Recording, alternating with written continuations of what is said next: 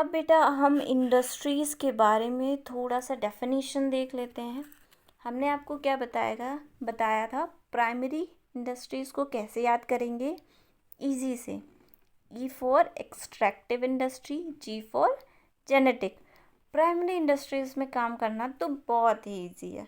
ठीक, extract and draw out natural resource. अब देखो बेटा, इसका जो मीनिंग है वो इसी एक्सट्रैक्टिव वर्ड में छुपा हुआ है। देखो, एक्सट्रैक्ट करना मतलब निकालना किसी चीज़ को, ड्रॉ आउट करना। ठीक है, तो वही उसके मीनिंग में लिखा है, extract and draw out natural resources like farming. जैसे कि फार्मिंग किया, अब जो फसल जो कटेगी वो हम क्या कर रहे हैं, नेचुरल रिसोर्सेज को निकाल रहे हैं। ठीक है, जैसे माइनिंग किया, हम जो अर्थ के सरफेस को डिग करके मेटल निकाल रहे हैं, और बहुत सारी चीज़ें, कोल, पेट्रोल, ठीक है, नेचुरल गैस, ये सब चीज़ निकाल रहे हैं, वो हम माइनिंग करके निकाल रहे हैं। लंबर्गिंग मतलब होता है कटिंग करना, काट के कोई चीज़ को निकालना। ठीक है, और हंटिंग मतलब क्या होता है, आप सब जानते हो, एनिमल्स की हंटिंग होती है। और फिशिंग ऑपरेशंस क्या होता है, देखो बेटा, फिशिंग को किसी इंडस्ट्रीज़ में ले जाना, उनको फर्दर ऑपरेशंस के लिए, वो सब एक्सट्रैक्टिव इंडस्ट्री, मतलब जो नेचुरल चीज़ें हैं ना, हम उनको निकाल के इंडस्ट्रीज़ में लेकर जा रहे हैं। ठीक है, उनको भी ही हम एक्सट्रैक्टिव इंडस्ट्रीज़ कहते हैं। ठीक है बेटा, अब देखो इनको याद कैसे रखेंगे। फार्मिंग, माइनिंग आपको याद रह जाएगा। लंबर्गिंग कैसे याद करेंगे, आपने सॉन्ग सुना होगा, लंबरगिनी चलाई जानियो। ठीक है, तो उससे आप रिलेट करेंगे। तो एक्सट्रैक्टिव इंडस्ट्रीज़ में जो वो जो कहते हैं ना लंबरगिनी चलाई, तो वो क्यों चलाएंगे बेटा, क्योंकि हमें कोई चीज़ एक्सट्रैक्ट करनी होगी। ठीक है, किसी चीज़ को कट करना होगा। ठीक है, तो उससे आपका ये जो कटिंग है ना वो रिलेट हो गया। ठीक है, वो कैसा शेप का होगा, आपके फ़ैन के शेप का होगा कुछ, तो उसको जब चलाएंगे तो उससे चीज़ें क्या होंगी, उससे चीज़ें कट होंगी। ठीक है, तो इस चीज़ से आप इसको याद कर सकते हैं रिलेट करके। अब आते हैं जेनेटिक इंडस्ट्रीज़ क्या होती हैं बेटा। जेनेटिक्स, देखो, जो जीन्स होते हैं वो हमें किससे मिलते हैं, पापा और मम्मी से मिलते हैं। ठीक है, इसीलिए वो हमको हमारी क्या करते हैं, पालन पोषण करते हैं। ठीक है, हमारी रेयरिंग और ब्रीथिंग करते हैं। उसी तरह जेनेटिक इंडस्ट्रीज़ भी बेटा rearing and breathing of plant and animals से फेमस है। ठीक है, इसमें प्लांट्स और एनिमल्स को क्या किया जाता है, पालन पोषण दिया जाता है। ठीक है, उनकी देखभाल की जाती है। जैसे कि नर्सरी में आप देखते होंगे छोटे छोटे प्लांट्स को रखा जाता है। ठीक है, और कैटल फार्म्स हैं, पिसीकल्चर में, इसमें जो मछली पालन है उसको परफॉर्म किया जाता है। ठीक है, आप फिशिंग ऑपरेशन और पिसीकल्चर से कंफ्यूज मत होइएगा। पिसीकल्चर में फिशेस क्या की जाती हैं, पाली जाती हैं, यानी कि उनको रखा जाता है, उनकी देखभाल की जाती है। जब उन्हीं फिशेस को हम किसी इंडस्ट्रीज़ में ले जाएंगे उनको फर्दर प्रोसेस के लिए। ठीक है, उनसे क्या बनता है बेटा, उनसे क्रूड ऑयल और काफ़ी सारी चीज़ें बनती हैं। तो उस जब उसको बनाने के लिए लेकर जाएंगे तो हम क्या कर रहे हैं, उनको उस चीज़ से हटा रहे हैं, उनको क्या कर रहे हैं, एक्सट्रैक्ट कर रहे हैं। तो वो हो जाएगी एक्सट्रैक्टिव इंडस्ट्री। ठीक है, ओके। अब आते हैं बेटा सेकेंडरी इंडस्ट्रीज़ क्या होती हैं। सेकेंडरी इंडस्ट्री में सबसे पहले आया था मैन्युफैक्चरिंग। क्या आया था बेटा, सेकेंडरी इंडस्ट्रीज़ को कैसे याद कराया था मैंने, सेकेंडरी इंडस्ट्री कोई पूछे तो आप क्या कहो, मैं क्या बताऊँ। ठीक है, मैं क्या यानी कि मैन्युफैक्चरिंग, सी फॉर कंस्ट्रक्शन। ठीक है, अब मैन्युफैक्चरिंग इंडस्ट्रीज़ भी बेटा 4 टाइप्स की होती हैं। मैन्युफैक्चरिंग से आप समझ पा रहे हो, production of goods by producing raw material दस क्रिएटिंग यूटिलिटी। ठीक है, ऐसी चीज़ को, जैसे कि रॉ मटेरियल है कोई, जैसे कि आपने फार्मिंग की और आपने फसल को काटा। ठीक है, अब वो क्या है, वो रॉ मटेरियल है। अब वो डायरेक्ट जो आप वीट है उसको डायरेक्टली कंज्यूम नहीं कर लोगे, उसको क्या करोगे, फर्दर प्रोसेसिंग में, यानी कि अब उससे क्या बनेगा बेटा, फ्लोर बनेगा। तब आप अपने घर में लाओगे, उसके बाद उससे क्या बनाओगे, रोटियां बनाओगे, चपातीस बनाओगे, तब उसे खाओगे। ठीक है, तो मैन्युफैक्चरिंग इंडस्ट्रीज़ क्या होती है, किसी भी गुड्स को फर्दर प्रोसेस कर कर हमारे लिए एक यूज़फुल गुड्स बनाती है, ताकि उससे हमें क्या मिले, यूटिलिटीज़ मिले। यूटिलिटीज़ मतलब बेटा सेटिस्फैक्शन होता है, ठीक है। किसी भी चीज़ को हम यूज़ करें तो उससे हमें सेटिस्फैक्शन मिले। दूसरा एग्जांपल ले लेते हैं, जैसे कि आपको जो वुड्स होती हैं, ठीक है, उनसे क्या बनती है, उनसे फर्नीचर्स बनते हैं। ओके बेटा, अब देखो जैसे वुड्स कट कर आए, ठीक है, और उसको जो कारपेंटर होता है वो क्या बनाते हैं, वो चेयर्स बना देंगे, ठीक है, वो बेड बना देंगे। वो हमारे लिए क्या बना रहे, ताकि उस चीज़ को हम यूज़ कर सकें। अब क्या वुड को हम डायरेक्टली यूज़ कर सकते थे, क्योंकि वो नहीं, क्योंकि वो रॉ मटेरियल था। ओके, अब देखो बेटा, हमने आपको बताया जो मैन्युफैक्चरिंग इंडस्ट्रीज़ होती हैं उसको इमेजिन करिए कि जहाँ पे मैन्युफैक्चर होता है वो हमारे ही घर के आसपास है, ठीक है। ए से एनालिटिकल। अच्छा बेटा, एनालिटिकल क्या होता है, separate different element from same material. एक ही मटेरियल से डिफरेंट एलिमेंट को सेपरेट करना ही एनालिटिकल होता है। अब इस चीज़ को कैसे याद रखेंगे, देखो बेटा क्या होता है, जैसे कि हमारे स्कूल में कोई दो बच्चों ने लड़ाई की, ठीक है। अब जो टीचर आएंगी वो क्या करेंगी, पहले पूरी सिचुएशन को एनालाइज करेंगी। क्या करेंगी, एनालाइज करेंगी। मतलब वो देखेंगी कि पहले लड़ाई कहाँ से शुरू हुई, ठीक है। तो वो क्या कर रही हैं, सेपरेट सेपरेट पार्ट को अलग अलग जगह पर एनालाइज करने की कोशिश कर रही हैं, ठीक है। तो बेटा एनालिटिकल मतलब क्या होता है, चीज़ों को सेपरेट करना। क्या करना, चीज़ों को सेपरेट कर करके समझना, ठीक है। तो यहाँ पे क्या इसका मतलब है, separate different element from same material. एक ही मटेरियल से बहुत सारे एलिमेंट को सेपरेट करना, अलग अलग करना, ठीक है। तो ताकि हम क्या कर सकें, उसको एनालाइज कर सकें, ठीक है। इस तरीके से आप याद कर सकते हो, मैं आपको ट्रिक बता रही हूँ, ठीक है। तो एनालिटिकल को आप एनालिसिस से थोड़ा रिलेट करिए कि एनालिसिस हम कब करते हैं, जब हम चीज़ों को सेपरेटली समझते हैं, एनालाइज कर, ठीक है। तो क्या होता है बेटा, ऑयल रिफाइनरी, जो ऑयल रिफाइनरी होती है, देखो आप क्या सोचते हो कि डायरेक्टली पेट्रोल जो होता है वो निकल आता है, नहीं बेटा। उसमें जो भी ऑयल निकलता है उससे नेचुरल गैस अलग की जाती है, उससे जो पेट्रोल अलग किया जाता है, उससे वैक्स अलग की जाती है, ठीक है, उससे डीजल अलग किया जाता है, ठीक है। तो बेटा उसी में सब क्या होता है, मिक्स होता है। तो एनालिटिकल इंडस्ट्रीज़ में एक ही चीज़ से हम चीज़ों को अलग अलग करते हैं, ताकि वो हमारे यूज़ आ सके, ठीक है। अब देखो बेटा, सिंथेटिकल यानी कि एनालिटिकल का उल्टा हो जाएगा, सिंथेटिकल। क्यों, क्योंकि इसमें आप डिफरेंट इंग्रेडिएंट्स को क्या कर रहे हैं, कंबाइन कर रहे हैं, ठीक है, मिला रहे हैं अब, ठीक है। Combine various ingredient into new product, ठीक, दैट इज सोप। जैसे कि सोप बनाने के लिए बहुत सारे इंग्रेडिएंट्स आपने पढ़े होंगे कभी। सोप को आपने देखा है, उसकी जो पैकेट होता है ऊपर लिखा होता है कि उसमें क्या क्या पड़ा है, कौन कौन से केमिकल्स यूज़ हुए हैं, ठीक है। तो सोप क्या होता है बेटा, बहुत सारे इंग्रेडिएंट्स से मिलकर बनता है, ठीक। जैसे कि सीमेंट है, सीमेंट में भी ऐसा होता है। अब आते हैं बेटा प्रोसेसिंग इंडस्ट्रीज, प्रोसेस, ठीक है, मतलब किसी चीज़ को फर्दर प्रोसेस करना। मान लीजिए जो पेपर बनाती हैं इंडस्ट्रीज़, वो क्या करती हैं, जो पेपर बनाने वाले वुड्स हैं उनको लाए, ठीक है, फिर उनको क्या किया, स्मॉल स्मॉल पीसेस में कट किया, फिर उनसे क्या बनाए, पेपर बनाए, ठीक है। तो ये क्या हो रहा है बेटा, सिर्फ वुड आप लाए, उससे तो आप यूज़ नहीं कर सकते एज अ पेपर। तो उसको क्या करना पड़ेगा, पेपर इंडस्ट्रीज़ को पेपर में कन्वर्ट करना पड़ेगा। तो क्या कर रहे हैं, ये फर्दर प्रोसेस कर रहे हैं, तो उसको हम क्या कहेंगे, प्रोसेसिंग इंडस्ट्री। क्या कहेंगे, प्रोसेसिंग इंडस्ट्री। जैसे कि पेपर हो गया, शुगर हो गया, ठीक है। असेंबलिंग इंडस्ट्री क्या होता है, देखो बेटा असेंबल करना, ठीक है। अब आप इसमें क्या कर रहे हो, डिफरेंट डिफरेंट पार्ट को एक नए पार्ट में ज्वाइन करने की कोशिश कर रहे हो, यानी कि असेंबल करना मतलब चीज़ों को साथ मिलाना, ठीक है।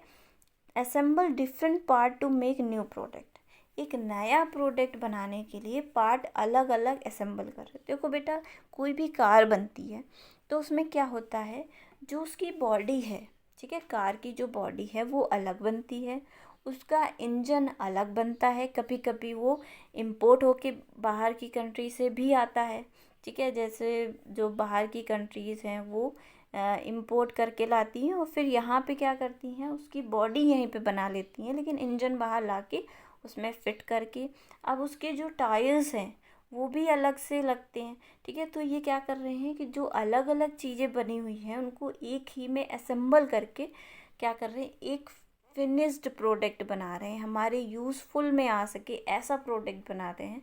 तो उसको हम क्या कहते हैं, असेंबलिंग इंडस्ट्रीज़। क्या कहते हैं, असेंबलिंग इंडस्ट्रीज़। जैसे कि कार हो गया, टेलीविज़न हो गया, एक्सेट्रा। ओके बेटा। अब आते हैं कंस्ट्रक्शन इंडस्ट्रीज़। कंस्ट्रक्ट करना, देखिए नाम से समझ आ रहा है, किसी चीज़ को बनाना, कंस्ट्रक्ट करना। किसको बना सकते हैं बेटा, बिल्डिंग है, डैम्स है, रोड्स हैं। देखिए मैंने आपके लिए बिल्डिंग भी लगाई है, ठीक है। तो इसमें क्या होता है, involve engineering and architecture skill, ठीक है। इसमें किसकी ज़रूरत होगी बेटा, इंजीनियर्स की ज़रूरत होगी, आर्किटेक्चर्स की ज़रूरत होगी। जिनके पास ये स्किल होगी वही इन चीज़ों को ज़्यादा बेटर तरीके से क्या कर पाएंगे, कंस्ट्रक्ट कर पाएंगे, प्लान कर पाएंगे, बना पाएंगे, ठीक है। तो कंस्ट्रक्ट करना किसको, बिल्डिंग को, डैम को, रोड्स को और जितनी भी चीज़ें बनती हैं, ठीक है। रेलवे स्टेशंस हैं, ये सब क्या किए जाते हैं, कंस्ट्रक्ट किए जाते हैं। ओके। अब आता है बेटा टर्शरी इंडस्ट्री। हमने आपको थर्ड इंडस्ट्री कौन सी बताई थी, टर्शरी इंडस्ट्रीज़। ये क्या करती हैं, provide support services to primary and secondary industry. इनका बस यही काम है, प्राइमरी और सेकेंडरी इंडस्ट्रीज़ को क्या करना, सपोर्ट प्रोवाइड करना। अब सपोर्ट प्रोवाइड करेंगी तो बेटा ये कुछ गुड्स से रिलेटेड तो नहीं है, मतलब ये सर्विस दे रही हैं। किसको दे रही हैं, प्राइमरी और सेकेंडरी इंडस्ट्रीज़ को सर्विसेज दे रही हैं, ठीक है। इसमें इंक्लूड होता है ट्रेड एक्टिविटीज़। उसके जब हम कॉमर्स के बारे में पढ़ेंगे तब हम आपको लिंक करके बताएंगे कि टर्शरी इंडस्ट्री किस तरीके से कॉमर्स से भी रिलेट करती है, ठीक है। अभी आप पढ़ के आए हो कॉमर्स के further part, that is banking, insurance, advertisement. ये क्या है, ये भी एक तरीके की सर्विस है। अब देखो बेटा, ये जो मैंने पिक्चर लगाई है आपके लिए, ये है ट्रेन, ठीक, क्या है, ट्रेन। अब बेटा देखो कैसे ये तीनों इंडस्ट्रीज से लिंक हो सकती है। जब ये ट्रेन बनने वाली होगी उससे पहले, सबसे पहले क्या हुआ होगा, जो मेटल है वो हमने अर्थ सरफेस से निकाला होगा।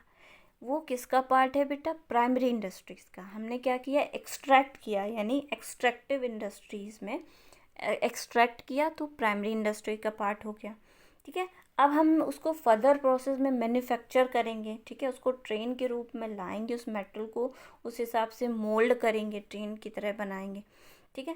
तो उसके लिए फिर क्या करना पड़ेगा, उसको बनाना पड़ेगा। तो ये किसका काम है बेटा, ये मैन्युफैक्चरिंग, ठीक है, मैन्युफैक्चरिंग का काम है। तो ये क्या हो गया, ये सेकेंडरी इंडस्ट्री का पार्ट हो गया, ठीक है। अब जब ये बन गई और उसके बाद जब गवर्नमेंट इसे रेगुलेट करा रही है, जो लोग इस पे बैठ के जा रहे हैं उसके बदले में पेमेंट कर रहे हैं, तो ये क्या है बेटा, ये दे रहे हैं सर्विसेज। क्या दे रहे हैं, सर्विसेज। उसी तरीके से ये रिलेट हो गया हमारी तीसरी इंडस्ट्री यानी टर्शरी इंडस्ट्री से, ठीक है बेटा। अब आपको समझ में आया तीनों इंडस्ट्रीज़ में क्या डिफरेंस है। आई होप आपको समझ में आया होगा। नेक्स्ट पार्ट में हम अपना कॉमर्स ख़त्म करेंगे और उसके बाद आपका चैप्टर फिनिश हो जाएगा। ओके बेटा, थैंक यू सो मच। अब हम कॉमर्स के बारे में पढ़ेंगे। इसको कैसे लर्न करना है हमने प्रीवियस वीडियो में चार्ट पढ़ते समय याद किया था।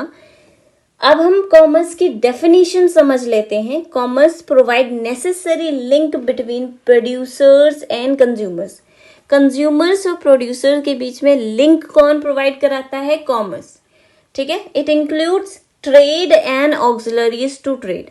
कभी कभी हम कॉमर्स को ही ट्रेड समझ लेते हैं, बट कॉमर्स एक ब्रॉडर कॉन्सेप्ट है जिसका एक पार्ट ट्रेड है, ठीक है। ऑक्सिलरीज टू ट्रेड क्या होती है, हमने आपको बताया था, ये वो कुछ सर्विसेज होती हैं जो हेल्प प्रोवाइड कराती हैं किसको, ट्रेड को, ठीक है।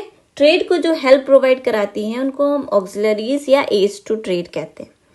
ट्रेड क्या होता है, it refers to sale, exchange and transfer of goods and services businessman act as a middleman to make goods available for consumers in different market. जो बिजनेसमैन है वो एक तरीके के मिडिल मैन की तरह एक्ट करेगा. मिडिल मैन किसके बीच में बेटा? प्रोड्यूसर्स और कंज्यूमर्स के बीच में एक्ट करेगा एज अ मिडिल मैन. कौन? बिजनेसमैन. क्यों? क्योंकि ये गुड्स अवेलेबल कराएगा कंज्यूमर्स को डिफरेंट मार्केट में. ठीक है. अब जो प्रोड्यूसर्स हैं वो क्या करते हैं? उन्होंने तो मैन्युफैक्चर किया, गुड्स बना दिया. ठीक है. प्रोड्यूसर्स को हम मैन्युफैक्चरर्स भी कहते हैं. उन्होंने बना दिया. अब वो खुद सेल करने तो नहीं जाएंगे क्योंकि उनको फर्दर प्रोडक्शन भी करना है. तो उस केस में जो बिजनेसमैन होते हैं वो मिडिल मैन की तरह एक्ट करते हैं. वो प्रोड्यूसर्स से गुड्स को परचेज करके कंज्यूमर्स को सेल करते हैं और बीच में जो मार्जिन होता है वो उनका प्रॉफिट होता है. ठीक है. जितने भी एक्स्ट्रा अमाउंट पे ये कंज्यूमर्स को सेल करते हैं, जो बीच का पैसा होता है वो इनका प्रॉफिट हो जाता है. ठीक है. अब जो ट्रेड है वो फर्दर 2 कैटेगरीज में डिवाइड है, internal trade and external trade. हमने आपको बताया था which are performed within the geographical boundary of a country, these are called internal trade. Okay. Wholesale trade क्या होते हैं? ये होलसेल ट्रेड बल्क क्वांटिटी में गुड्स को परचेज और सेल करते हैं. ये डायरेक्टली मैन्युफैक्चरर के पास जाते हैं और ये बल्क क्वांटिटी में लेके आते हैं. यूजुअली ये स्पेशलाइज्ड होते हैं, मतलब आपको सिर्फ रेडीमेड क्लोथ्स ऑफ किड्स चाहिए तो किड्स के सारे वहाँ पे आपको कपड़े मिल जाएंगे. ठीक है. आपको कॉस्मेटिक का कोई सामान चाहिए तो वहाँ पे सारे कॉस्मेटिक का सामान मिल जाएगा, बट वो बल्क में मिलेगा आपको. ठीक है. अब उनसे खरीद के कौन लाता है? उनसे खरीद के लाते हैं रिटेल ट्रेड. ये कहाँ से ला रहे हैं? ये मैन्युफैक्चरर से ला रहे हैं डायरेक्ट होलसेल ट्रेड. और उनसे कौन खरीद के ला रहा है? Retail trade. ठीक है. और ये रिटेल ट्रेड स्मॉलर क्वांटिटी में, जैसे हमारे घर के आसपास छोटी छोटी जो भी शॉप्स हैं उनको हम रिटेल ट्रेड कह सकते हैं, क्योंकि हम उनसे अपनी डेली एक्टिविटीज की जो जनरल रिटेल ट्रेड होती है उनसे सारी सामान ले सकते हैं, जैसे कि दाल से लेकर कोई भी चीज, सोप वगैरह सब कुछ अवेलेबल होता है वहां पे. ठीक है. तो ये स्मॉलर क्वांटिटी में डील करते हैं. ये डायरेक्टली किससे डील करते हैं? कंज्यूमर्स को देते हैं. ठीक है. For their final consumption. External trade क्या होता है? जो कि outside the geographical boundary perform किए जाते हैं उनको हम एक्सटर्नल ट्रेड कहते हैं. कैसे? जैसे अदर कंट्रीज के साथ, 2 और मोर अदर कंट्रीज के साथ, जैसे यूरोप हो गया, यूएसए हो गया. ठीक है. चाइना हो गया, उन सबसे हम डील करते हैं, यूक्रेन, रसिया. अब आते हैं एक्सपोर्ट क्या होता है. हमने आपको सिखाया था कि एक्सपोर्ट मतलब हमारा कोई एक्स फ्रेंड है, वो अदर कंट्री में है और हम उसको क्या करेंगे? एक्सपोर्ट करेंगे. क्या करेंगे? एक्सपोर्ट करेंगे. तो फ्री में तो एक्सपोर्ट नहीं करेंगे, क्या करेंगे? हम सेल करेंगे, क्योंकि हमारा फ्रेंड नहीं एक्स फ्रेंड है. ठीक है. तो if goods are sold to other countries, ठीक है, हमारा गुड्स सोल्ड हो रहा है अदर कंट्रीज में, तो हम उसको एक्सपोर्ट करेंगे. इंपोर्ट क्या होता है? If goods are purchased from other, मतलब बिल्कुल उल्टा. ठीक है. बिल्कुल अपोजिट एक्सपोर्ट का. इसमें हम क्या कर रहे थे? सोल्ड कर रहे थे. इसमें हम परचेज कर रहे हैं अनदर कंट्री से. एंट्री पोर्ट क्या होता है? इसको जरा सा आप समझ लीजिए. इफ गुड्स आर इम्पोर्टेड, ठीक है, अगर गुड्स इम्पोर्ट हो रहे हैं, मतलब पहले तो हम अदर कंट्री से अपनी कंट्री में ला रहे हैं, फिर उसके बाद क्या कर रहे हैं? उसी गुड्स को फर्दर कंट्री में एक्सपोर्ट कर रहे हैं. मतलब हमने उसको अपनी कंट्री में यूज करने के लिए नहीं लाए थे. या तो हमारा काम क्या था? ट्रेड का था, यानी कि हमें परचेज करना था और उसको अदर कंट्री में सोल्ड करना था और बीच में प्रॉफिट मार्जिन लेना था. या तो हमें उसको फर्दर मैन्युफैक्चर करना था बाहर की कंट्री से लाकर और फिर उसे अदर कंट्री में सेल करना था. ठीक है. तो एंट्री पोर्ट क्या होता है? अगर हम गुड्स बाहर से इंपोर्ट कर रहे हैं अपनी कंट्री में और उसको फिर एक्सपोर्ट करेंगे दूसरी कंट्री में, तो उसको हम एंट्री पोर्ट कहते हैं. ठीक. ओके. क्योंकि हम इसको अपनी कंट्री में नहीं रखने वाले. तो बेटा ये था हमारा चैप्टर. अब हम नेक्स्ट सेशन में ऑक्सिलरीज टू ट्रेड और इस चैप्टर को कर देंगे खत्म. Thank you so much.